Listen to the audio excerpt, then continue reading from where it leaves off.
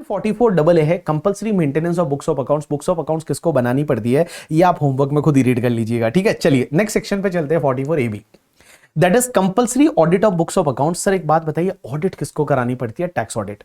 तो मैं बताऊं टैक्स ऑडिट किसको करानी पड़ेगी, या तो आपके बिजनेस का टर्नओवर करंट ईयर का 1 करोड़ से ज्यादा है, बिजनेस का टर्नओवर है वो करंट ईयर का 1 करोड़ से ज्यादा है तो आपको ऑडिट करानी पड़ेगी। लेकिन एक चीज समझना, यहां पे 1 करोड़ की जगह आपकी लिमिट है वो 10 करोड़ हो जाएगी। मिस 1 करोड़ की जगह लिमिट 10 करोड़ हो जाएगी अगर इस पूरे साल में आपकी जो टोटल रिसिट है, receipt include turnover as well as other receipt also, total receipt है उसमें कैश का रिसिट अप टू 5% है, एंड जितने टोटल पेमेंट्स किए हैं इस साल में उस पेमेंट में कैश का पेमेंट अप टू 5% है। अगर ये दोनों कंडीशन सेटिस्फाइड हो गई, मींस दोनों कंडीशन सेटिस्फाइड हुई, कौन कौन सी? टोटल रिसिट में कैश का रिसिट 5% या उससे कम है, एंड टोटल पेमेंट्स में जो कैश का पेमेंट है वो 5% या उससे कम है, तो बेटा यहां पे टर्नओवर की limit instead of 1 crore 10 crore हो जाएगी।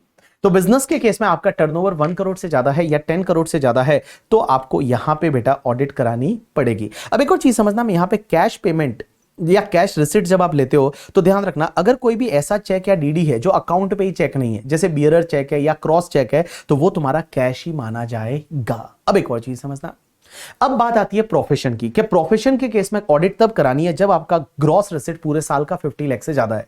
तो in case of the profession if your gross receipt is more than 50 lakh तब आपको ऑडिट करानी पड़ेगी। अब एक और चीज समझना, अगर आप 44AD वाले में लेते हो, 44AD सेक्शन है और उसमें अगर आप 8% या फिर 6% से कम बताते हो एंड आपकी नेट टैक्सेबल इनकम है वो बेसिक एग्जामिशन से ज्यादा है तो आपको ऑडिट करानी पड़ेगी। या फिर 44ADA सेक्शन लेते हो और 44ADA आप नहीं ले रहे हो, बेसिकली वहां पे 50% से कम इनकम बता रहे हो और आपका बेसिक एग्जामिशन है वो बेसिक एग्जामिशन से ज्यादा नेट टैक्सेबल इनकम है तो आपको ऑडिट करानी पड़ेगी। एक और चीज समझना, अगर आपकी सेक्शन 44AE है या 44BB एंड 44BBB है और इनमें जो परसेंटेज दे रखा है उससे अगर आप कम इनकम बताते हो, तो जब आप उससे कम इनकम बताते हो तो अब आपको ऑडिट करानी पड़ेगी। ऑडिट कौन करेगा? चार्टर्ड अकाउंटेंट करेगा।